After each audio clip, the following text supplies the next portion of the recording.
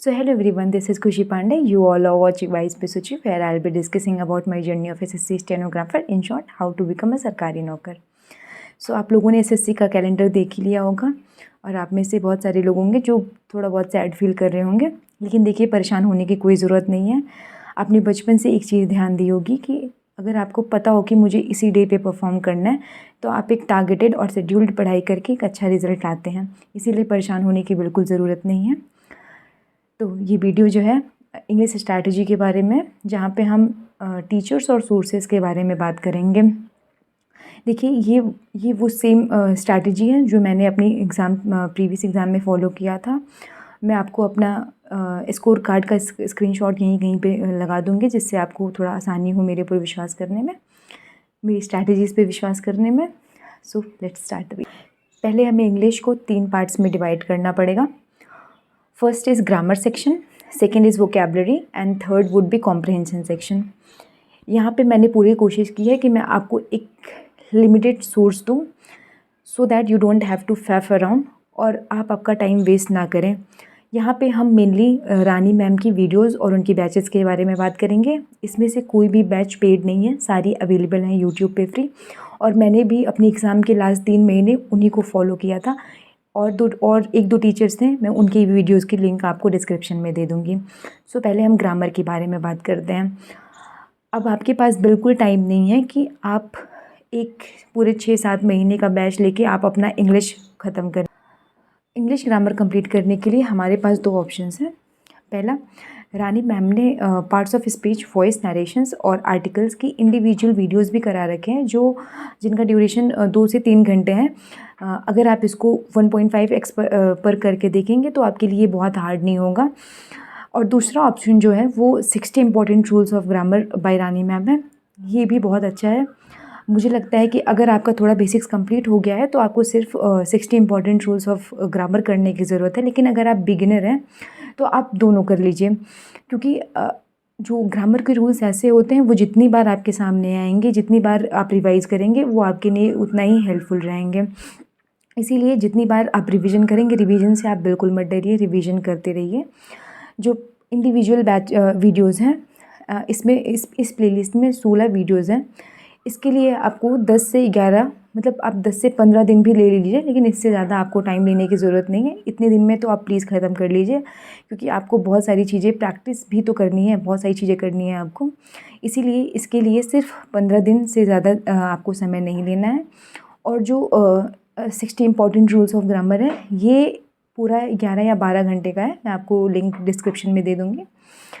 इसको आपको 3 या 4 दिन में ख़त्म करना है. और 3-4 दिन में ख़त्म नहीं करना है कि बस ऐसे आपको वीडियोस देखते रहना है. नहीं, आप बैठिए अच्छे से, जो आपको लग रहा है कि इम्पॉर्टेंट है लिखिए उसको, क्योंकि ये जो आप क्रिस्प नोट बनाएंगे ये आपको लास्ट की जो 10-12 दिन बनते हैं और बचते हैं उसमें आपको बहुत ज़्यादा हेल्पफुल रहेंगे. इसीलिए नोट्स बनाना बिल्कुल मत भूलिए. अगर आप PDF से भी पढ़ रहे हैं तो प्लीज़ मेक श्योर कीजिए कि आप उसको अंडरलाइन कर रहे हैं प्रॉपरली.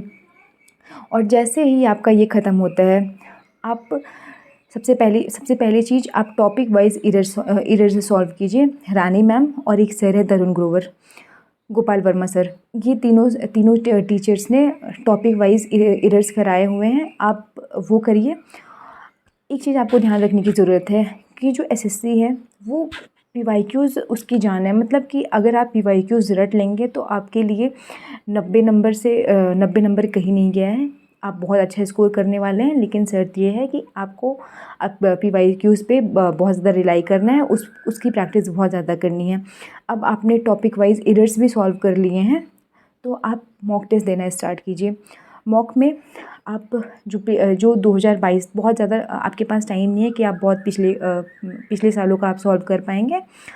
2022 की जितनी भी 2022 से अब तक जितनी भी CHSL, CGL और CPO स्टेनो, इन चारों एग्ज़ाम्स में जितनी भी एरर्स आए हैं आप उसे सॉल्व कीजिए. और जो एरर में आपको लग रहा हो कि लगातार प्रॉब्लम आ रहा है उसे लिखिए और उसकी बार बार प्रैक्टिस कीजिए. देखिए, मॉक को हमें कभी भी अंडर एस्टिमेट नहीं करना चाहिए. आप जितना ज़्यादा मॉक देंगे उतना ज़्यादा आपके लिए अच्छा रहेगा. मुझे याद है, मैंने अभी कल ही देखा अपने टेक्स्ट बुक में कि जो लास्ट के मतलब कि मुझे लगता है ये जुलाई से अक्टूबर के 3 महीने के बीच की बात है. मेरे और सारे मॉक्स छोड़ दीजिए, मेरे सिर्फ इंग्लिश के 198 199 मॉक्स थे और उसका ड्यूरेशन भी, मतलब इसमें ऐसा नहीं है कि बस 10-10 मिनट, मिनी मॉक्स बिल्कुल नहीं थे ये मतलब इंग्लिश के अच्छे वाले मॉक्स थे जो मैंने दिया हुआ है।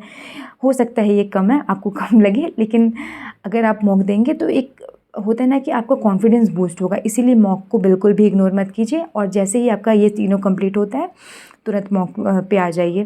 तो let me summarise all these things. पहले आप मैम की जो वीडियोज़ हैं, मतलब इंडिविजुअल वीडियोज़ या फिर 60 इंपॉर्टेंट रूल्स ऑफ ग्रामर, आप ये कर सकते हैं। जैसे ही आपका कंप्लीट होता है आप टॉपिक वाइज एरर्स करिए, या फिर एक ऑप्शन और है कि आप एक चैप्टर कर रहे हैं उसके बाद तुरंत करते रहिए, ये बेस्ट ऑप्शन है, आप ये कीजिए।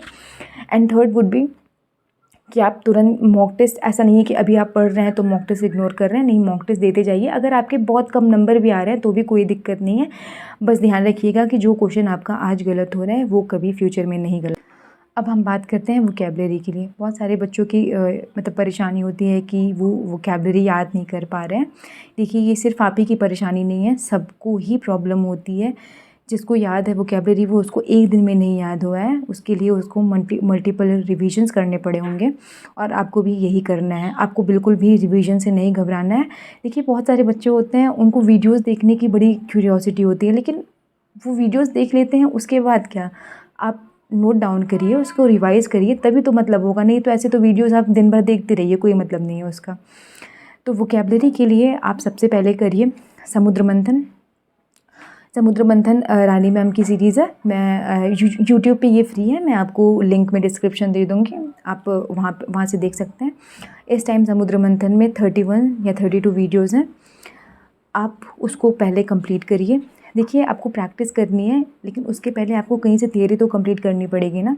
तो पहले आप समुद्र मंथन कीजिए, उसके बाद रानी मैम ने ही या फिर बहुत सारे टीचर्स ने जितने भी रिसेंट एग्ज़ाम्स में जितनी भी वोकैबलरी आई हैं, मतलब PYQs, आप उसको सॉल्व कीजिए और अच्छे से सॉल्व कीजिए। ऐसा नहीं है कि आप बस देखते जा रहे हैं, नहीं, आप लिखिए उसको। और समुद्र मंथन करते वक्त भी अगर आप जैसे आज आपने जो पढ़ा है, जो वीडियो आपने देखी है, कल दूसरा वीडियो स्टार्ट करने से पहले आप ध्यान रखिए कि आप पहले दिन वाला उसको अच्छे से रिवाइज़ कर लें, एक बार पढ़ लें, फिर दूसरी वीडियोज़ पे जंप ऑन करें।